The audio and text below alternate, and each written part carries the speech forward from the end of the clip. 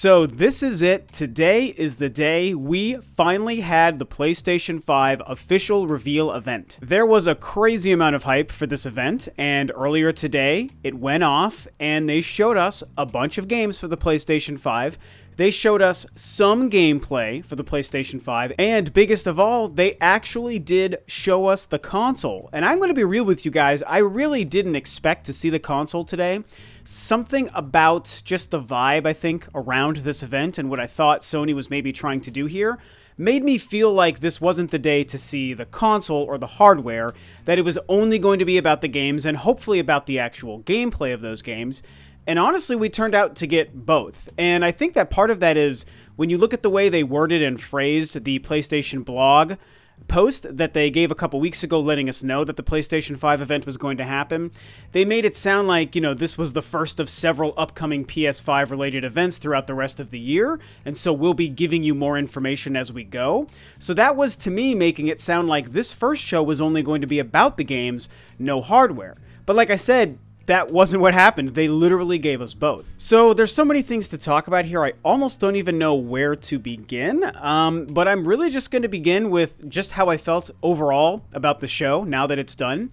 And overall, it was a great show. It was similar to Microsoft's Xbox event in some ways, and it was very different, and by different I mean better, than Microsoft's Xbox event in other ways. And remember, I am one of the few people who very much liked Microsoft's event. I do think that they lied about the gameplay reveal, and it would have been nice if they showed more games, more gameplay, stuff that was maybe Xbox Series X exclusive and not just Xbox One games that were enhanced. But I still thought it was a good half hour that went at a great pace, that showed a lot of different titles. Almost all of them were new titles that we had never heard of before, and it just, to me, came off as a pretty entertaining show. I enjoyed it. But when we look at Sony's, I think it was, in many ways, a similar event, but it was much longer, with much more substance, more games, and honestly, if you think about it, this event had the benefit of being able to reveal the console. Microsoft was not in the same position because they chose to reveal the console, the physical look of the Xbox, back in December at the Game Awards, so we had already seen what the machine and the controller looked like. Sony had the advantage of all of us watching this, hoping to see the console, and when it finally happened at the end of the show, it's like, oh my god, there it is, like, we're seeing it. And whether you liked it or hated it, it still made an impact because it was the first time you were seeing it. And speaking of, let's just look at the console. You know what? I like this, guys. I like this a lot. And it should be noted, I've said this before, and I'll say it again here, I don't really care what consoles look like. I don't care about the form factor, I don't care how visually appealing they are or are not. There's been plenty of, pretty consoles that look great to me, and plenty of ugly consoles that look ugly to me, but I still can sometimes like those ugly consoles. I don't think the PlayStation 2 or the original Xbox are very, appealing consoles to the eye, but I don't care because I liked the games on those consoles. That's what matters the most. Does the controller work? Is it comfortable? Does it do things you want it to do? Are the games and the library satisfying? Does it make it fun to play? Well, then great. Then who cares what it looked like? It can look like a chewed up shoe, and it doesn't matter as long as the games and the experience you have on it are good. But that aside, I still can form an opinion about whether or not a console looks cool or not, even if it doesn't matter.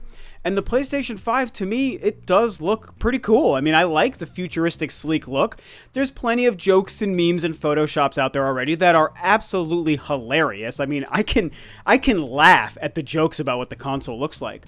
But just for me, my own personal opinion, I totally dig it, man, and I don't even mind the white. It seems like a lot of people have been down on the white console and the white hardware since Sony revealed the DualSense controller.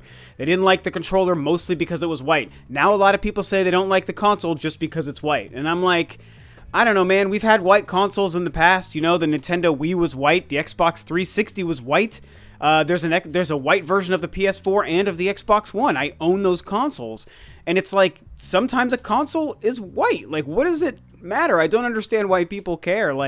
Sure, maybe a different color might be better in some instances, but who cares about the color? I mean, the damned GameCube was initially purple, and purple is not a very great color, but it was a great machine, so who cares about the fact that it was purple? I do find it interesting that they mostly showcase the console vertical. You can see here in these photos and in this footage and stuff. Just like the Xbox Series X, it's like we're dealing with vertical consoles. I think that's the future of gaming, is consoles where you need at least 2 vertical feet of space to be able to fit these consoles and give them proper airflow. So that could prove to be a problem.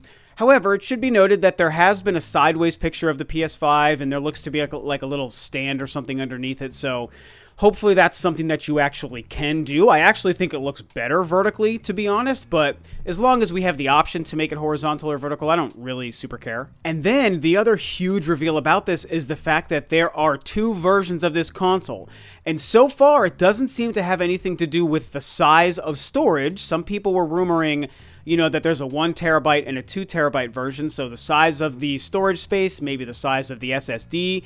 So far, that doesn't seem to be the deal. The difference is that one is a physical disc console, the other is an all-digital console. So, coming off of Microsoft's attempt with the Xbox all-digital system, they're now seeing the PlayStation version of the same thing. However, this is a bigger deal because the Xbox One came at the very end of the Xbox One's life. Here's this last-ditch attempt to make one more console. It's not going to use discs. It's going to be cheaper because it's all digital. Here you go. Now we're seeing a brand new generation kick off with an all digital console. And it's, the PlayStation 5 of all things, like this huge beast behemoth console that's going to be coming out at the end of this year. There's going to be an all digital version. And we didn't get any prices. We didn't get any official release dates, although it's clearly still sticking to 2020 as of now. I find it very interesting that we're getting a physical and an all-digital version. I personally have no interest in that all-digital version, but I will be curious to see, I think a lot of us expect that one to be the cheaper of the two, and obviously it'll be interesting to see how much cheaper it is compared to the one that has the disk drive. If they're pretty close in price, that would be really great for me. I'm a little bit worried, you guys, I'm going to be real. I'm a little bit worried that the disc version of the PlayStation 5 might be $600. I really think we might be looking at a $599 price tag for that because it just screams expensive when we look at it. They showed all of the fancy stuff, the controllers, the camera, the headset, all of this gear and these accessories and stuff for this thing, and I'm like, all of this looks so expensive. And I want it, don't get me wrong, but it's just, I don't know, you guys. I think that we need to prepare ourselves for this thing to be pretty pricey. Now, Microsoft is still touting that their Xbox Series X is more powerful than the PS5, which is certainly very cool to hear. But will it be as expensive, or is there something about the PS5 that makes it pricier than the Xbox? Maybe the SSD built into it or something is going to make it more expensive. I don't know, and you guys know me. I don't really know the tech specs and all these different components very well, so I couldn't price it out myself because I'm just totally dumb when it comes to that stuff.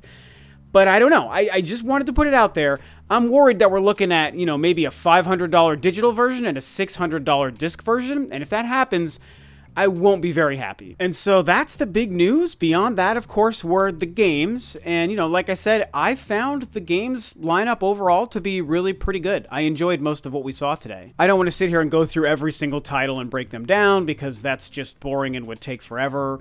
There definitely were some highlights. The biggest one for me was Resident Evil 8. What they called Village, and then it turned into the Resident Evil 8 logo. So it's like, oh my god, is that Resident Evil 8 The Village or Village Resident Evil 8, whatever? There's like a werewolf that it showed at the end. It seems to be first person again, if I'm remembering right from the footage. So that is crazy, you guys. I'm so excited. I love Resident Evil, you guys. It's like my favorite non-Nintendo franchise, or at least like a top 2 or 3 favorite non-Nintendo franchise in all of gaming. I loved Resident Evil 7. I thought Resident Evil 2 and 3 Remake were both absolutely amazing. 2 was much better, but I still liked them. So was really happy to see Resident Evil 8 confirmed already, man. That's super crazy. What other game? The Demon's Souls remake absolutely floored me. So very excited. That is the one game in the Souls kind of series that I really have almost no experience with. I know the Dark Souls games and Bloodborne, and now, of course, Sekiro Shadows Die Twice, but I never really spent time with Demon's Souls, so I'm very excited for a remake on that. They showed Ghostwire. They showed a new Oddworld, which looks very cool. They showed Deathloop, which looks great. There's a Horizon Zero Dawn 2 called Forbidden West. which is cool. You know, I played Horizon Zero Dawn like 2 or 3 years late. I think about 2 years late. I enjoyed it a lot at first, and as I played on, I kind of got a little bored, and I never finished it. So it's like a good game that didn't really blow me away. But I'm still excited for the sequel. Like, I want to see where they're going to go with that. They have a Sackboy game, a new Little Big Planet game starring Sackboy, which is very, very cool. This new IP called Project Athia looks really cool. Another new IP called Returnal looks amazing. A brand new Ratchet and Clank game, which looks fantastic. They actually showed some good gameplay on that. And then the only other one I want to really bring up is this really cool looking game called Kena Bridge of Spirits, which just looks like a really great Zelda, Rayman kind of third-person just adventure. Some little like woodland nymph girl or elf girl just kind of running through the forest doing those kinds of things. And I mean, I love a good platformer, 2D or 3D. I love the visual art style of it. I just think it looks absolutely fantastic. So that was a huge surprise to me. Now, what I do want to say near the end of this video here is I think it's fair to point out, and I talked about this a little bit on Twitter as well, but I think it's fair to point out that, you know, you guys, most of the stuff that we saw today from the PlayStation 5 event was just honestly trailers for games that were very, very similar to most of what we saw during the Xbox event. And remember, people raked Microsoft over the coals for that event because they felt like they lied about the gameplay and it was all just trailers that showed like manipulated gameplay moments but wasn't really highlighting a whole lot of actual gameplay. And even though I liked the event, I agree, that's true. That's definitely something that Microsoft wasn't honest about, and they kind of pulled a fast one, and they deserved to get called out on that because that was a mistake. They didn't really truly show us gameplay examples of stuff. And the PlayStation 5 event today, here's the thing. There definitely was some gameplay, and there definitely was more actual gameplay kind of moments and clips in this event than Microsoft had in theirs. But they didn't really, like, overload us with gameplay, guys. There was way more trailers that were identical to how Microsoft's trailers were than anything that showed off gameplay. The Ratchet and Clank thing showed off gameplay. The Deathloop trailer showed off gameplay. I don't even know what else really focused on gameplay. Everything else had, like, gameplay clips that were cinematically manipulated the exact same way that Microsoft's ones were. You know, again, a lot of these trailers had gameplay in them, but it wasn't a demo of somebody just playing. You weren't just watching somebody play the game. And most of those Microsoft trailers showed the same thing. I think people aren't really comparing the two properly, just in my opinion. And I say this as somebody who thinks the PS5 event was far and away better than Microsoft's event, don't get me wrong. And I am acknowledging that there were a couple of moments of significant gameplay, and I think that that's really great. But if you look at stuff like that Pragmata or the Resident Evil 8 stuff, Demon Souls, the Horizon 2 game, Sackboy, like, these games, that Destruction All-Star games, like, watch those trailers again. If you were told that they were in the Microsoft Xbox event, you would believe it because they're the same kinds of trailers that we saw in that event. And so, I don't know. I don't need to, like, beat this point home any more than just to say I find it interesting that Sony, I think, did something a lot more similar to Microsoft's event than people were expecting, and I think that most people won't really take note of it. And the reason would be because it's a longer event, they showed more games, they had a couple of big surprises and reveals that actually made an impact. Nothing in Microsoft's event was a big surprise or reveal, and because people are so over the moon and excited or upset about the look of the PlayStation 5 console, that I think that a lot of people aren't even going back and paying attention to what those game trailers looked like.